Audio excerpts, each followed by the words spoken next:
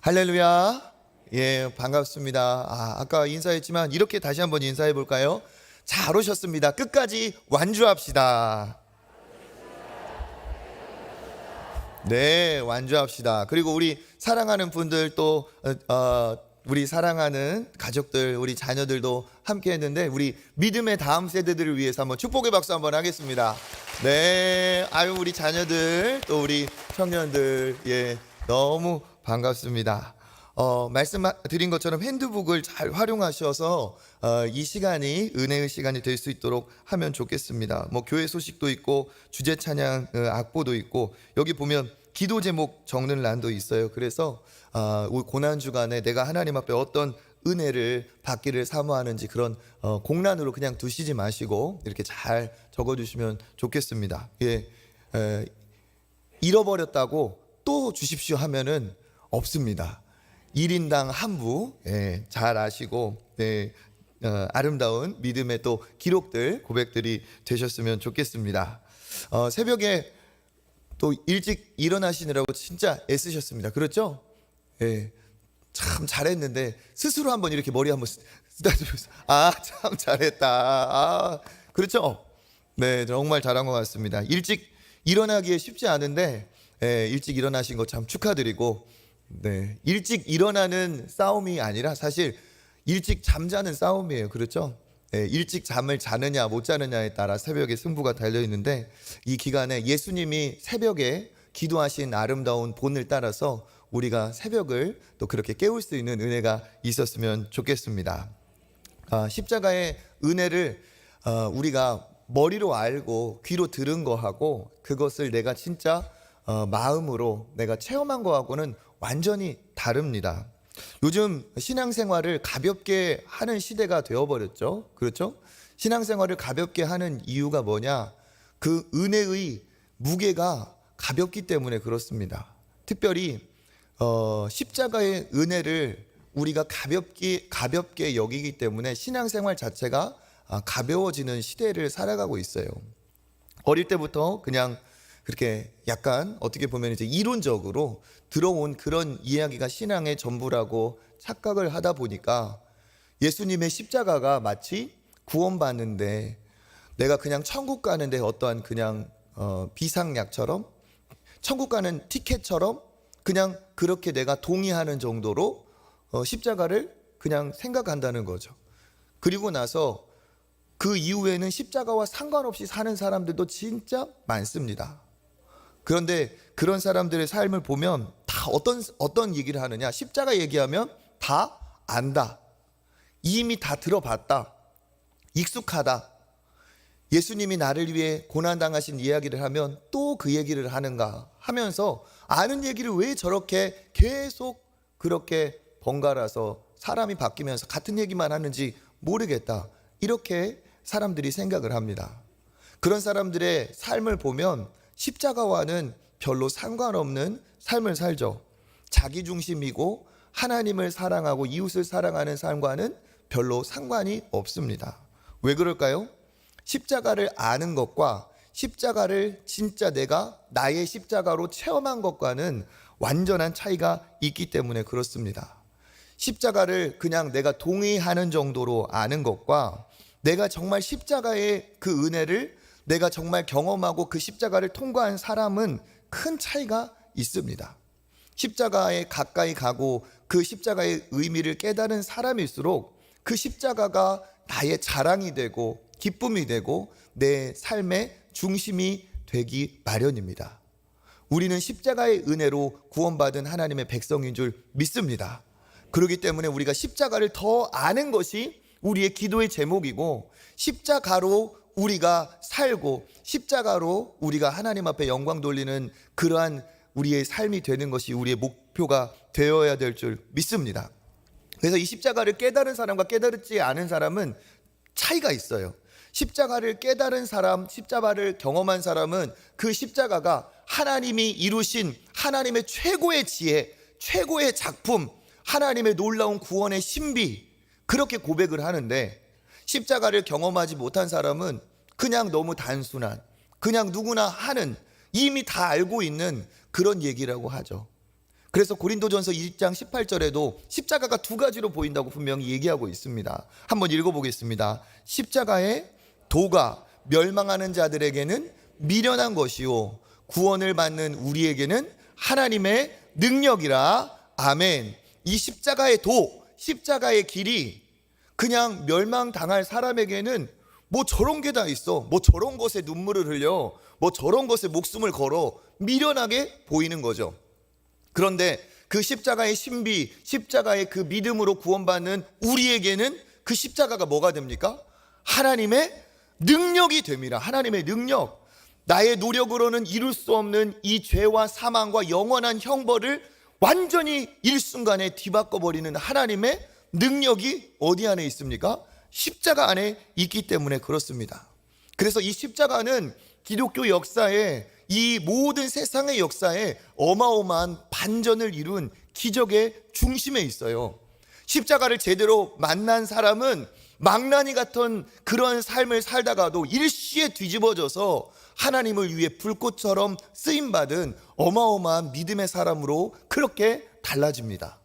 그러니까 내가 그 십자가가 능력이 아닌 게 아니라 십자가를 내가 만났느냐 경험했느냐 아니냐의 차이라는 거예요.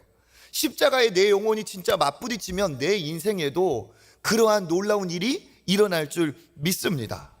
그래서 우리는 이런 착각을 버려야 돼요. 십자가를 다 안다 얘기하면 또 그 얘기다. 십자가에 대해서 내가 어릴 때부터 들어서 나는 다 알고 있다, 그런 생각은 사실 하나님 보셨을 때는 참 안타까운 이야기예요. 예를 들어볼까요? 자녀들이 아유 나는 엄마의 사랑, 아빠의 사랑은 다 알아.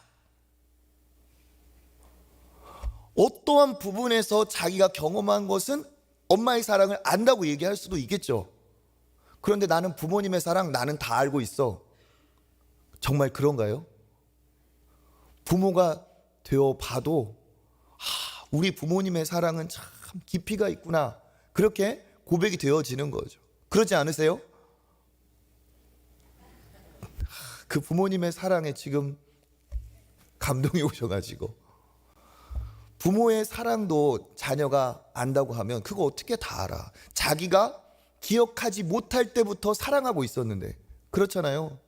어제도 우리 이제 분만을 앞둔 그 은혜의 가정이 있어서 제가 기도를 해드렸는데, 자기가 기억하기 전부터 태중에서 부모는 그 아이를 사랑하고 있어요. 그죠? 어떻게 다 합니까? 그런데 우리가 십자가를 다 안다? 십자가의 사랑은 내가 다 꿰뚫고 있다? 그건 본인의 착각이죠. 십자가를 다 안다고 하는 사람은 달리 이렇게 말하고 있는 거예요. 저는 십자가를 전혀 모릅니다. 나는 부모 사랑을 다 압니다 말하는 사람은 부모 사랑을 모르는 거잖아요. 마찬가지라는 거죠. 아는 십자가, 들어본 십자가, 배운 십자가로는 십자가의 사랑을 알 수도 없습니다. 그 십자가의 사랑을 맛보는 것은 내가 개인적으로 하나님의 은혜 안에서 맛본 만큼만 아는 거지, 그 측량할 수 없는 하나님의 사랑, 그 십자가 안에 있는 놀라운 하나님의 능력, 지혜, 나를 향한 하나님의 그 뜻은 우리가 다 측량할 수가 없어요. 우리가 하나님의 사랑을 정말 죽을 때까지 알아가려고 노력해도 우리가 하나님의 나라에 가면 하나님의 사랑을 내가 진짜 0.0001%도 몰랐구나, 그렇게 고백하며 하나님의 큰 사랑 안에 감격하는 은혜가 있을 줄 믿습니다. 그래서 우리가 다 안다는 그런 생각을 버리고 정말 인생을 바꾸고 인생의 새로운 출발을 이루고 우리에게 놀라운 은혜를 주신 이 십자가를 더 알아가는 저와 여러분 되시기를 축복합니다. 그래서 이 십자가는 어제 말씀드렸던 것처럼 십자가를 가까이 하면 할수록 우리의 정말 신앙의 불순물이 십자가 안에서 어떻게 된다고요? 다 걸러져요. 세상의 욕심, 모든 죄, 그리고 나의 이기적인 욕심, 탐욕, 그런 세상의 어떠한 자랑거리, 나의 의, 이런 모든 것들이 어떻게 십자가를 통과하면서 십자가 앞에 나아가면서 그 모든 그런 불순물들이 다 걸러지고 하나님이 기뻐하시는 순결한, 정말 예수님의 그 아름다운 신부와 같은 순결한 모습을 회복할 수 있다고 믿습니다. 그래서 이번 십자가의 이 고난의 기간 동안 우리가 십자가로 더 마음이 정말 아름다운 그 은혜로 흠뻑 젖어지고 십자가의 사랑 안에서 하나님이 주시는 감동과 잃어버린 눈물이 회복되는 저와 여러분 되시기를 주님의 이름으로 축복합니다. 예, 이거는 이제 첫날이니까 서론 도입. 예, 여기서부터 이제 오늘 말씀을 전하겠습니다. 우리가 창세기를 대하죠. 창세기 1장 1절 어떻게 시작합니까? 태초에 하나님이 천지를 창조하시니라. 아멘. 이것은 신화가 아닌 진짜 역사, 하나님께서 모든 만물을 만드신 역사, 팩트, 기록인 줄 믿습니다. 모든 만물은 하나님께서 창조를 하셨어요. 그때 우리를 어떻게 만드셨습니까? 우리를 하나님의 형상을 본떠 만들어서 하나님과 인격적인 소통의 관계로 우리를 아름답게 지으셨죠. 그리고 어떻게 했습니까? 우리를 하나님의 자녀로 지으셨기 때문에 모든 은혜의 축복을 우리에게 다 주셨어요. 그런데 하나님이 딱 한 가지 약속을 하셨죠. 뭡니까?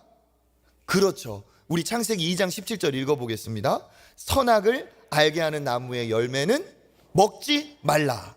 내가 먹는 날에는 그렇죠. 반드시 죽으리라 하시니라. 아멘. 이건 하나님께서 너를 이렇게 내가 보내버리겠다 그런 의미가 아닙니다. 이 약속 안에 거할 때 내가 너에게 영원한 축복, 영원한 생명을 보장하겠다는 하나님의 인간과의 뭐예요? 약속이에요. 아름다운 약속.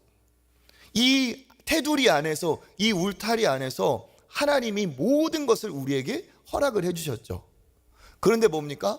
하나님의 말씀을 어기는 일이 벌어졌습니다. 그걸 우리가 한 글자로 뭐라고 하죠? 죄입니다. 죄. 그러니까 죄의 기준은 뭐냐?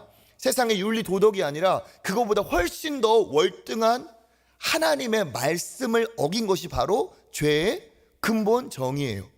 그러니까 정령 반드시 죽으리라 하는 이 약속 안에서 남자와 여자가 약속 안에 부부가 되는 것처럼 이 약속 안에서 인간과 하나님이 인격적인 소통의 친밀한 아름다운 관계를 이루게 되었고 이 복을 누리게 되었는데 어떻게 했어요? 간교한 뱀이 사탄이 누구를 하와를 꼬셔서 그를 꼬드겨서 말씀을 왜곡시키고 하나님의 말씀을 어기는 일을 벌였죠. 그래서 어떻게 했습니까? 하나님이 반드시 먹으면 죽으리라는 이 선악과를 먹게 하고 말씀을 어기게 해서 그에게 죄를 범하게 했습니다. 그 결과 어떻게 됐죠? 완전히 선하신 하나님과 죄를 지은 인간은 이제 같이 거할 수가 없게 되었습니다. 그러면서 하나님을 떠나면서 그 여인에게 그리고 그 남편에게 일어난 그 안타까운 저주가 있죠.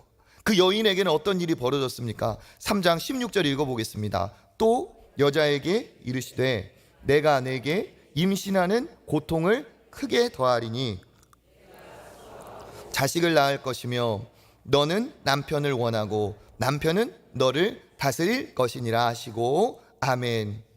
생명의 탄생과 그 출산이 축복된 일인데 그게 고통을 수반하는 안타까운 일이 벌어졌습니다. 또 뭡니까? 너는 남편을 원하고 남편은 너를 다스릴 것이니라. 아담과 하와의 관계는 아름다운 하나님이 만드신 최초의 제일 화목한 관계가 바로 뭡니까? 아담과 하와의 그 아름다운 그 가정의 관계죠. 부부의 관계죠. 그런데 어떻게 했어요? 하와가 아담을 통해 그렇게 죄를 범하게 함으로써 둘 다 죄를 지었지만 이 관계가 어떻게 된 거예요? 그때부터 인간의 관계의 균열이 생긴 겁니다. 나는 남자를 서로 다스리기를 원하고 남편이 너를 다스릴 것이다. 부부관계의 아름다운 친밀함이 깨어지는 일이 벌어져요. 그래서 어떻게 됩니까? 최초의 형제의 살인이 그 뒤에 나타나는 거죠. 여인에게는 이러한 고통이 왔고 그러면 그 남편에게는 어떤 고통이 왔습니까? 17절 읽어보겠습니다. 아담에게 이르시되 내가 내 아내의 말을 듣고 내가 내게 먹지 말라 한 나무의 열매를 먹었은즉 땅은 너로 말미암아 저주를 받고 너는 내 평생에 수고하여야 그 소산을 먹으리라. 아멘. 땅이 너로 저주를 받고 이제 저주를 받았기 때문에 하나님께서 주신 그 축복이 상실되고 노력하지 않으면 먹을 수 없는 그러한 안타까운 고통이 이제 그 아담에게 온 거죠. 그래서 그는 평생 수고해야 될 운명에 놓여 있습니다. 그래서 아담과 하와는 이러한 정말 저주를 받았고 그 둘에게 나타난 건 뭡니까? 우리 19절 읽어보겠습니다. 내가 흙으로 돌아갈 때까지 얼굴에 땀을 흘려야 먹을 것을 먹으리니 내가 그것에서 취함을 입었습니다. 너는 흙이니 흙으로 돌아갈 것이니라 하시니라. 아멘. 흙이니 흙으로 돌아갈 것이니라. 뭘까요? 그렇죠. 죽음을 얘기하고 있어요. 영원한 생명 대신 하나님으로부터 분리된 이유가 뭡니까? 죄예요, 죄.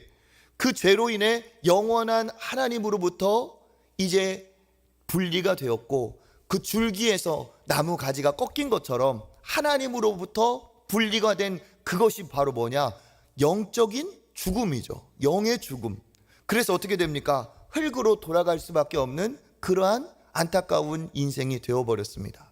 그리고 성경에 이야기하는 것처럼 심판이 있고 영원한 멸망이 있게 된 거죠.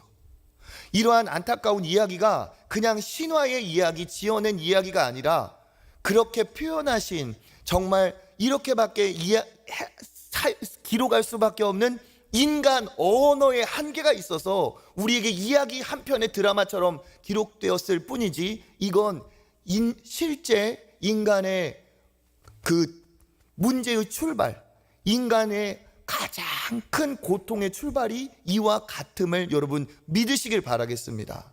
여기서부터 인간에게 문제가 온 거예요. 그러니까 이 문제가 나에게까지 뭐가 된 겁니까? 고통이 되고 나에게까지 대물림이 되는 것이죠. 이렇게 여인과 이렇게 남편이 고통을 저주를 받는데 우리가 읽은 구절 중에서 특별히 주목해야 될 구절, 마치 수수께끼와 같은 구절이 있습니다. 창세기 3장 15절이죠. 같이 한번 읽어보겠습니다. 내가 너로 여자와 원수가 되게 하고 내 후손도 여자의 후손과 원수가 되게 하리니 여자의 후손은 내 머리를 상하게 할 것이요 너는 그의 발꿈치를 상하게 할 것이니라 하시고 아멘. 무슨 말인지 처음에 읽을 때는 아마 이게 무슨 말이야 할 법한 그러한 구절이에요. 특별히 우리 청년이나 우리 자녀들이 읽을 때는 더더욱 그렇겠죠. 여기 보면 여자와 이 뱀이 서로 원수가 되게 한다는 하나님께서 뱀에게 내리신 그 저주의 선포예요. 내가 너로 여자와 원수가 되게 하고, 그렇죠. 그 뱀이 여인을 그렇게 유혹하고 넘어뜨렸기 때문에 뱀과 여자가 원수 관계가 되는 것은 그거는 이해가 될 법합니다. 그런데 뭐라고 말합니까? 너의 후손도 여자의 후손과 또 원수가 되게 하리니. 미래의 얘기를 지금 하고 계시는 거예요. 너의 후손과 여자의 후손이 앞으로 원수가 될 것인데, 그럼 그 원수가 된 관계에서 어떤 일이 벌어집니까? 여자의 후손은 너의 머리를 상하게 할 것이고 너는 그의 발꿈치를 상하게 할 것이다. 여기에서 말하는 이 여자의 후손이라고 할 때 이 후손이라는 단어는 우리가 낳고 태어나는 자녀들, 후대를 얘기하는 것도 있지만 직역을 하면 뭐냐? 씨라는 뜻이에요. 씨. 그 씨앗을 심으면 나무 열매가 열리듯이 그 씨. 후손. 그러니까 하나님이 아브라함을 축복하실 때 이런 얘기를 했죠. 너의 씨로 말미암아 온 열방이 복을 받으리라. 이런 얘기 하셨잖아요. 그죠? 후손이라는 말은 씨앗 같은 얘기예요. 그러니까 이거는 무슨 말이냐면 여인의 씨앗이 너의 머리를 상하게 할 것이다. 여기 상하게 할 것이다 라는 이 단어는 그냥 때리다는 이 정도가 아니라 그냥 부시다, 완전히 그냥 갈아버리다, 이런 뜻이에요. 그러니까 여자의 후손이 어떻게 한다고요? 그 뱀의 머리를 부시고 박살을 내버리고 그 여인의 후손의 발꿈치를 너는 어떻게 해요?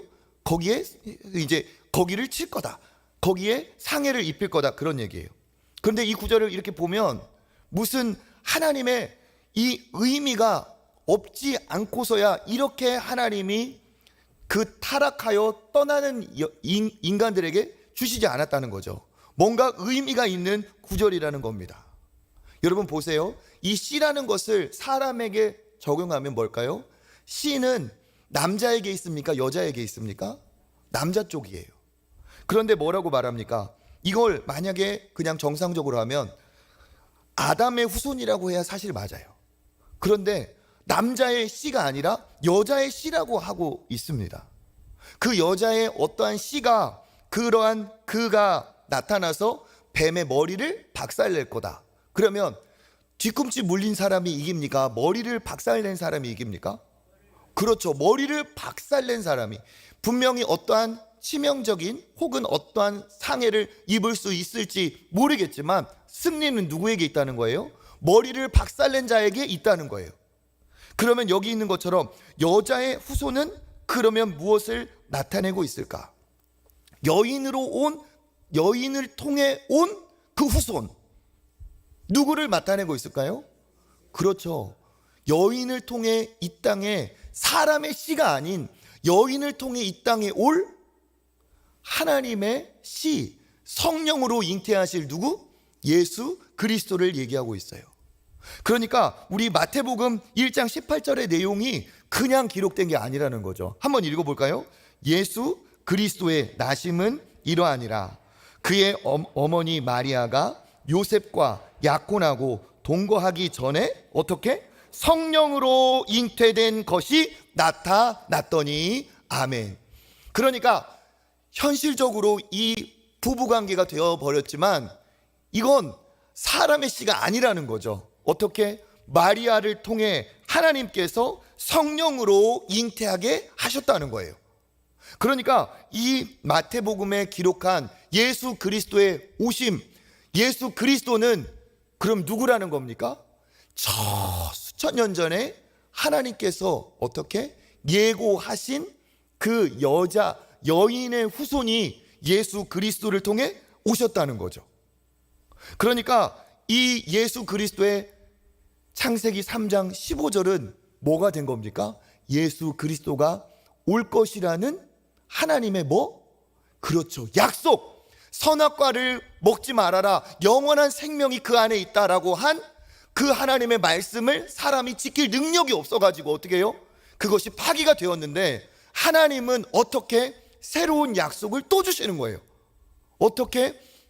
여인의 후손을 통해 뱀의 그 원수의 머리를 박살낼 놀라운 여인의 씨, 여인의 후손이 반드시 오게 될 것이라는 약속을 그 아담과 하와에게 주신 것이고, 그 놀라운 약속이 어떻게 되었어요? 예수 그리스도를 통해 이루어진 것이죠.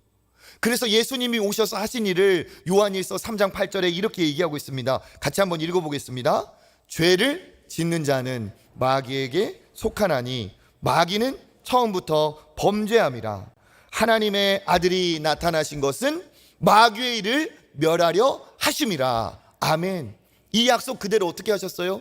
예수님이 마귀의 머리를 박살내버리고 하나님의 나라를 선포하시고 이 땅에 있는 마귀의 통치를 걷어가시는 놀라운 역사를 예수 그리스도가 행하셨습니다. 그러니까 우리가 어떻게 알아야 되느냐? 하나님이 약속을 줬다가 그거 못 지켰어? 너네 쫓아낼 거야. 이런 하나님이 아니라는 거예요. 거룩하신 선하신 하나님께서 우리에게 은혜로 주신 약속을 사람이 지키지 못하자 그 죄의 대가로 하나님과 함께 거할 수 없는 그 상황에 하나님은 어떻게 하시는 거예요? 그들에게 소망의 약속을 다시 주시는 겁니다. 네가 이 약속을 붙들어라. 여인의 후손 이 약속을 붙들어라. 그러면 어떻게 된다? 너가 다시 살 수 있다. 네가 선악과의 약속을 어겨서 너에게 죽음이 찾아왔지만 이 사탄의 머리를 박살낼 여인의 후손이 반드시 이 땅에 오는 날이 있으니까 그 여인의 후손을 어떻게 해라? 바라봐라. 그 여인의 후손을 붙들어라. 이 약속을 꼭 쥐고 그 약속으로 살아라. 이게 하나님의 놀라운 뜻이라는 거예요. 이거 뭡니까? 약속이죠, 약속. 그래서 하나님은 어떻게 하셨느냐? 우리를 내보내시면서도 우리에게 붙들 소망의 약속을 주셨습니다. 그래서 성경은, 하나님의 말씀은 뭐냐? 약속이에요. 약속으로 시작해서 뭐예요? 약속으로 끝나요. 오신다는 예수 그리스도 오셨어요? 안 오셨어요? 오셨죠.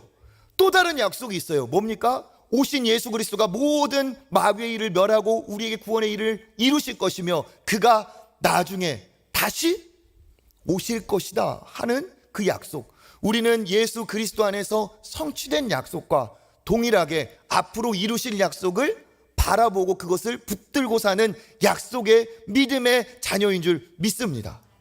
그래서 하나님은 우리에게 약속을 주셨어요. 그리고 예수 그리스도를 통해 이루실 이 구원의 약속을 보이기 위해서 하나님이 특별하게 우리에게 주신 은혜가 있습니다. 그들이 죄를 범하고 죄의 특징이 뭡니까? 수치, 부끄러움, 하나님 앞에서 도망가고 싶은, 이게 바로 죄의 특징이죠. 숨었어요. 그리고 하나님이 나오라고 할 때 그들이 어떻게 나왔습니까? 그 하나님 앞에 부끄러움을 가리고 나왔습니다. 뭘로 가리고 나왔어요? 무엇으로? 그렇죠. 무화과 나무 잎으로 가리고 나왔어요. 창세기 3장 7절 읽어보겠습니다. 이에 그의 눈들이 밝아져 벗은 줄을 알고 무화과 잎을 엮어 치마로 삼았더라. 아멘. 하나님 앞에 부끄러움, 자기의 죄의 수치가 가리게 만들었죠. 무엇으로? 무화과 나무 잎으로. 그런데 그렇게 나온 그들을 하나님이 이 동산에서 보내시면서 하나님이 불쌍히 여기사 그들에게 은혜를 주시죠. 뭡니까? 그렇죠. 오늘 21절 읽어보겠습니다. 여호와 하나님이 아담과 그의 아내를 위하여, 그렇죠, 가죽옷을 지어 입히시니라. 아멘. 누가 지어 입히신 거라고요? 여호와 하나님이. 그러니까 그들을 내보내시면서 마치 먼 길을 떠나는 자녀들을 부모님이 정말 줄 수 있는 최고의 것을 주면서 꼭 밥 굶지 말고 꼭 몸 건강 잘 관리하고 우리 진짜 그때 만나자 하면서 정말 사랑하는 자녀에게 주는 최고의 선물과 같이, 하나님이 이제 하나님 곁을 떠나야 되는 그 죄인이지만 하나님은 여전히 그들을 사랑하셔서 어떻게 하셨다는 거예요? 하나님 스스로 손수 그들을 위해 가죽옷을 하나님이 지어 입히셨다는 거예요. 인간의 노력이 아닌 100% 하나님의 노력으로 가죽옷을 지어 입히셨어요. 여러분, 나뭇잎과 가죽이 비교할 수가 없습니다. 여러분, 무화과 나무잎 보셨어요?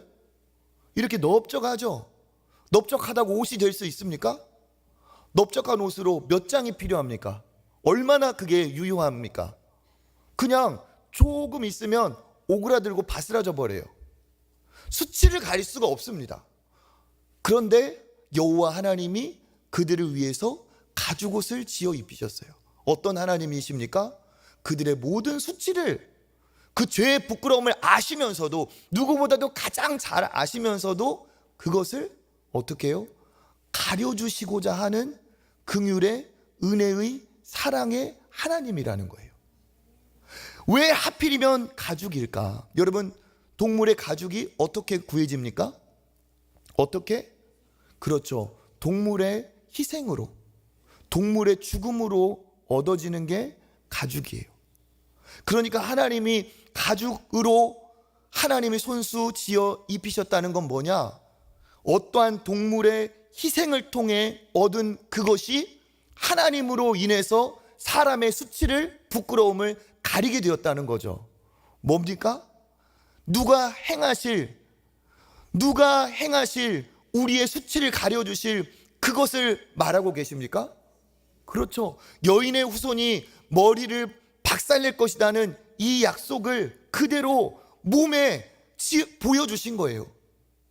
그 가죽을 통해 하나님께서 희생으로 얻은 가죽을 통해 그 옷을 지어 입히시면서 너의 부끄러움, 너의 수치, 너의 힘으로는 가릴 수가 없다. 뭐밖에 없다?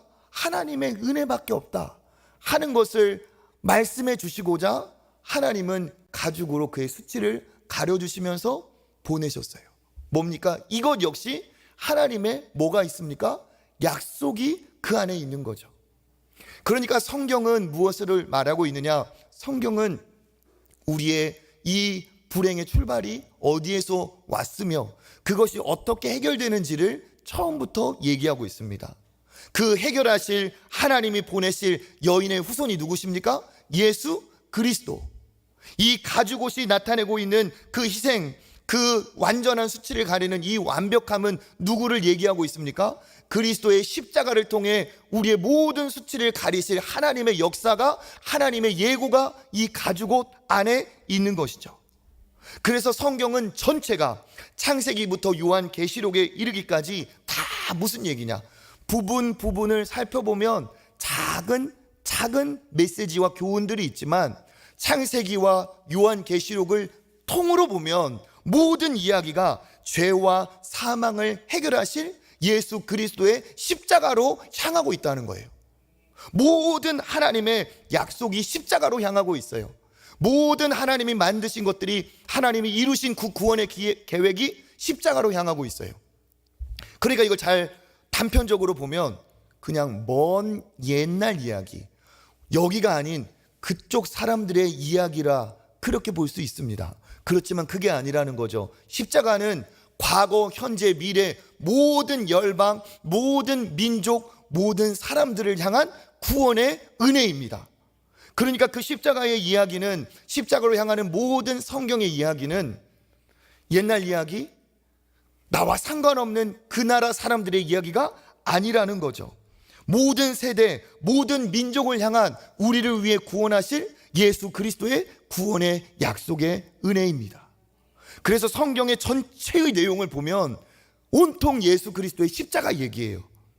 성경 어디를, 어떤 신학자가 그런 얘기를 했어요. 성경 어디를 비틀어 짜더라도 예수 그리스도의 십자가의 보혈이 흐른다. 노아가 구원의 방주에 들어가서, 노아가 구원의 방주에 들어간 그 가족들만 구원을 얻은 것처럼 노아를 구원의 방주가 되게 하신 예수 그리스도가 있다는 거예요. 다시는 물로 심판하지 않겠다고 하나님이 주신 그 무지개의 약속 속에 누가 계세요? 예수 그리스도가 계시는 거예요. 하나밖에 없는 아들을 하나님의 명령에 순종하여 제물로 바치는 그 아브라함의 모습 속에 하나님과 예수 그리스도가 계세요. 아버지가 칼을 들어서 내리치려고 할 때 그 번제단에 기꺼이 아버지의 그 칼에 내가 나의 삶을 드리겠다고 순종한 이삭의 모습 속에 예수 그리스도가 계세요. 형들에게 팔려서 노예가 되고 죄수가 되고 고난이 있었지만 결국은 하나님이 주신 그 꿈의 약속을 이루어서 총리가 되고 나중에는 그 가족과 모든 민족을 구한 요셉의 이야기 속에 예수 그리스도가 계세요. 애굽에서 고통에 정말 종살이를 하고 있는 그들을 위해서 광야에서 소망이 없던 그 모세, 그 사람을 통해 하나님께서 그 모든 이스라엘의 백성들을 자유로 구하시는 이 모세의 이야기 속에 예수 그리스도가 계세요. 바로가 절대로 내보낼 수 없다고 했지만 6월절 어린 양의 피를 바른 그 사건 이후에 그들에게 자유가 온 것처럼 그 가족, 그들을 위해 죽은 그 6월절 어린 양의 피 안에 예수 그리스도가 계세요. 그들이 광야 생활을 할 때 그들에게 만나가 되고 생명의 양식이 된 그 하나님이 주신 특별한 공급, 하나님의 보호하심 안에 누가 계세요? 예수 그리스도가 계세요. 불순종하여서 불뱀에 물려가지고 독이 퍼져 죽어가는 상황에 하나님이 높이 놋으로 뱀을 달아서 창대에 매달린 그 뱀을 보는 자마다 살리라 한 그 약속을 순종하여 놋뱀을 보고 살아난 이 이야기 속에 십자가에 높이 달리신 예수 그리스도가 계세요. 하나님이 주신 그 성 중에서 정말 악한 죄를 지은 사람이라 할지라도 그 도피성이라는 그 성 안에만 들어가면 내가 그에게 은혜를 베풀어서 살게 하겠다는 그 도피성 안에 예수 그리스도가 계세요. 누구든지 죄를 지으면 자기 재물을 가져와서 그 재물의 희생으로 말미암아 재물을 가져온 그 사람이 용서를 받는 이 희생의 제사 안에 예수 그리스도가 계세요. 그리고 그 수없이 죽어나간 그 양의 피, 동물의 피, 그 재물 안에 우리를 위해 죽으실 예수 그리스도가 계세요. 그 골리앗, 죽음을 말하는 골리앗을 단방에 쓰러뜨린, 어리지만 한 방에 쓰러뜨린 그 다윗의 놀라운 승리 안에 예수 그리스도가 계세요. 사울의 그 악한 도망 추격에도, 그 고난에도 스스로 왕이 되지 않고 결국에는 하나님의 영광스러움 안에 그 놀라운 왕의 그 자리에 오르는 다윗의 그 모습 속에 누가 계세요? 예수 그리스도가 계세요. 지혜의 그린 잠언과 전도서 안에 있는 그 지혜의, 참 지혜의 주인공으로 누가 계세요? 예수 그리스도가 계세요. 많은 사람들이 이야기한 시편의 노래의 주인공 속에 누가 계세요? 예수 그리스도가 계세요. 다니엘이, 그가 어떻게 해요? 사저굴 안에 들어갔을 때, 다니엘의 세 친구들이 풀무불 안에 들어갔을 때 그들에게 함께하며 그들을 은혜로 구원하신 그 안에 예수 그리스도가 계세요. 주의 말씀을 선포하여서 죄악된 길로 가는 그들에게 하나님의 말씀을 선포하고 소망을 얘기하고 그들에게 길과 진리 되신 선지자들 안에 예수 그리스도가 계세요. 수없이, 정말 이 성경은 처음부터 마칠 때까지 오실 예수 그리스도, 나를 위해 구원하신 여인의 후손의 이야기가 가득 담겨 있어요. 말하지 않은 것, 그 모든 그 안에서 예수 그리스도가 예언되고 계세요. 그 예수 그리스도가 어떻게 됩니까? 갈라디아서 4장 4절처럼 때가 참에, 한번 읽어보겠습니다. 시작. 때가 참에 하나님이 그 아들을 보내사 여자에게서 나게 하시고, 율법 아래 나게 하신 것은 율법 아래에 있는 자들을 속량하시고 우리로 아들의 명분을 얻게 하려 하심이라. 아멘. 때가 참에, 그러니까 어떻게 됐어요? 하나님이 여인의 후손을 보낼 것이라는 그 하나님의 약속대로 이제 때가 차니까 어떻게 됐습니까? 그 아들을 보내사 누구에게 나게 하시고? 여자에게 나게 하시고. 그래서 어떻게 되었어요? 우리의 모든 죄를 속량하시고 우리에게 그로 아들의 명분을 얻게 하셨다. 자녀의 축복을 예수 그리스도로 얻게 하셨습니다. 그러니까 성경의 모든 이야기는 다 무엇으로 향하고 있어요? 예수 그리스도 십자가로 향하고 있어요. 예수 그리스도 십자가로 향하고 있어요. 그런데 이 놀라운 십자가는 거기서 멈추는 게 아니라는 말입니다. 무엇이냐? 그 십자가는 곧 또 누구를 향해 다가오고 있습니까? 누구를 향한 구원의 메시지입니까?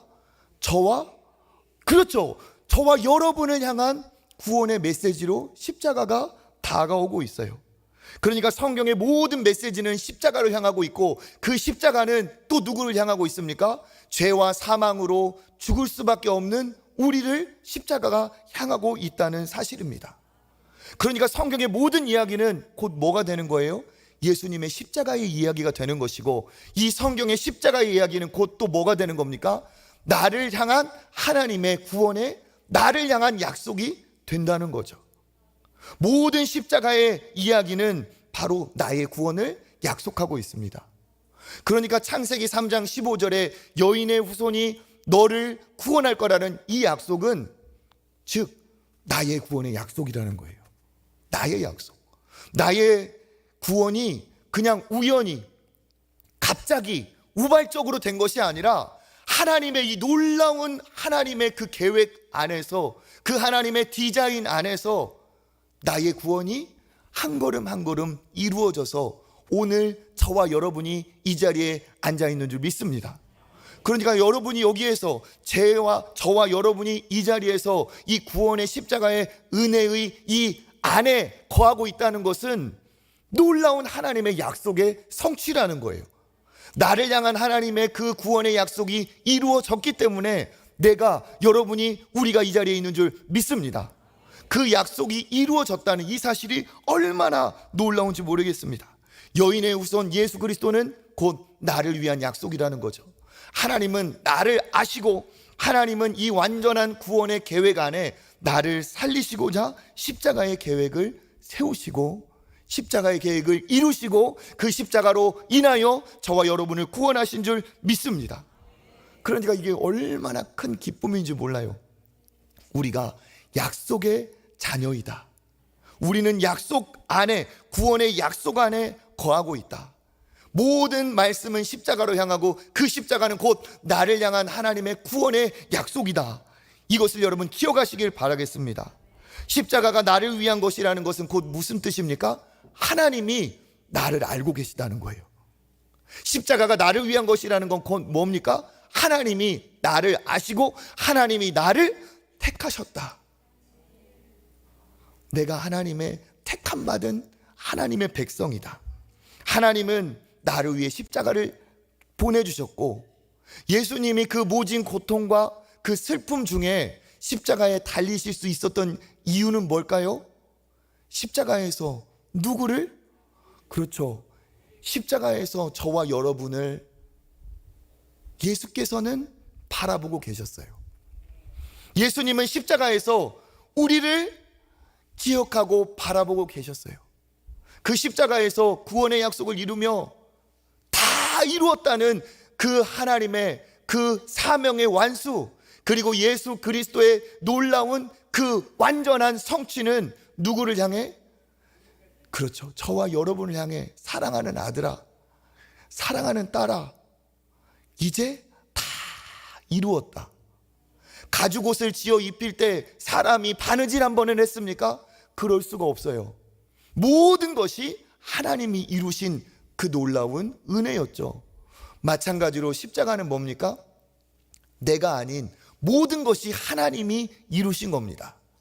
여기에 은혜가 있어요. 다른 종교, 다른 곳 찾아보세요. 네가 돈을 더 많이 내야지. 네가 더 절을 1000번 하고 10,000번 해야지. 네가 이 많은 사람을 몰려서 막 뭐를 해야지. 이게 세상의 이야기예요.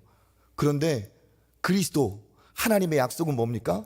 너는 안 되기 때문에 내가 다 해줄게. 십자가에서 나를 위해 죽기까지 이루신 놀라운 은혜입니다. 십자가의 약속이 바로 나를 향한 것임을 여러분 믿으시길 바라겠습니다. 나를 향한 십자가로 받아들이는 사람이, 십자가가 바로 나의 것이라고 붙드는 사람이 예수님의 구원이 내 것이 되는 거예요. 예수님의 십자가가 나의 것이고 나의 약속의 성취라고 믿는 사람은 예수님의 십자가에 반응하게 되어 있습니다. 나를 향한 구원이고 나를 향한 예수님의 십자가의 은혜라면 십자가의 은혜에 고백이 터져 나올 수밖에 없어요. 나를 위한 십자가, 나를 위한 은혜, 나를 위한 사랑, 그 십자가의 고백이 어떻게 합니까? 내 눈물을 터뜨리기도 하고 고난 중에 나에게 능력과 힘이 되기도 하고 그 십자가가 죄를 이길 수 있는 능력이 되기도 하고 하나님이 없다는 세상에 내가 예수 그리스도의 하나님의 구원받은 자녀로서 그렇게 살아가야겠다는 능력이 되기도 합니다. 뭐가? 십자가가 우리를 그렇게 하는 거죠. 십자가로 향하는 이 놀라운 약속이 바로 나를 향한 은혜의 고백인 줄 믿습니다. 그래서 여러분 그 찬송가 있잖아요. 예수 나를 위하여. 가사 한번 볼까요? 1절. 예수 누구를 위하여? 나를 위하여 십자가를 질 때. 이게 고백이라는 거예요. 세상 죄를 지시고 누구를 위해 고초당하셨네? 나를 위해 고초당하셨네. 후렴 어떻게 됩니까? 예수님, 예수님 나의 죄 위하여 보배 피를 흘리니 죄인 받으소. 나의 죄를 위하여. 4절 우리 같이 한번 해볼까요? 아름답다 예수여. 나의 좋은 친구, 나의 좋은 친구 예수 공로 아니면 영원 형벌 받 예수님, 예수님, 예수님, 나의 죄 위하여, 나의 죄 위하여 보배 피를 흘리니 죄인 받으소. 예수님, 예수님, 예수님, 예수님, 나의 죄 위하여 보배 피를 흘리니, 보배 피를 흘리니 죄인 받으소서. 아멘. 예수님의 십자가의 약속은 나를 향한 약속입니다. 모든 성경의 약속은 십자가 예수 그리스도를 향하고 있고, 그 십자가는 나를 향한 약속이 되어 구원의 성취가 되었어요. 내가 한 것 아무것도 없는데 믿음으로 말미암아 예수님이 다 이루신 그 구원에 내가 동참하게 되었습니다. 그러면 그는 인생이 안 달라질 수가 없어요. 그 십자가로 그 인생이 살아날 수밖에 없습니다. 이게 십자가의 능력이에요. 십자가로 향하는 여러분 되시기를 축복합니다. 십자가가 있는 인생, 십자가를 통과한 인생, 십자가를 경험한 인생이 진짜 구원받은 하나님의 백성인 줄 믿습니다. 잃어버린 십자가의 은혜가 다시 살아나기를 바라고, 잃어버린 눈물이 다시 솟길 바라고, 내가 돈을 위해서는, 자식을 위해서는 눈물을 흘리는데 나를 위해 죽으신 예수님 때문에는 내 마음에 냉랭하다면 그건 뭔가 문제가 있는 거예요. 그 십자가의 은혜가 나에게 다가올 때 내가 진짜 하나님의 자녀로 살아날 수 있을 줄 믿습니다. 이번 한 주간이 여러분에게 그렇게 우리의 모든 불순물이 빠져나가고 십자가의 은혜로 살아나는 그런 은혜의 시간 되기를 간절히 바랍니다.